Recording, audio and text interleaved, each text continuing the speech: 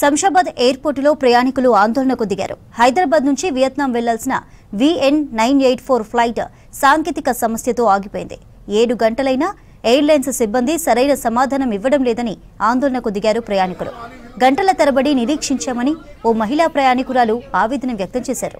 కనీసం అకాడమిషియన్ కల్పించలేదని, ప్రతిదీ కొనుగోలు చేయాల్సిన పరిస్థితి ఉందని మండిపడ్డారు.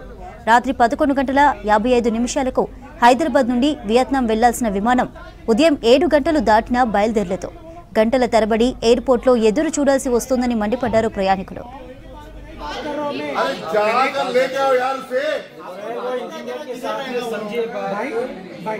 मेरे को समझ में आ गया है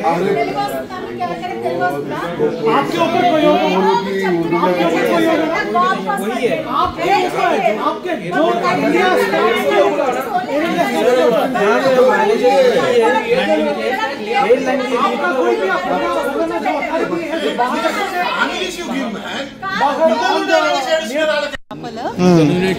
ఆల్మోస్ట్ 2.7 lakhs పే చేసినాం.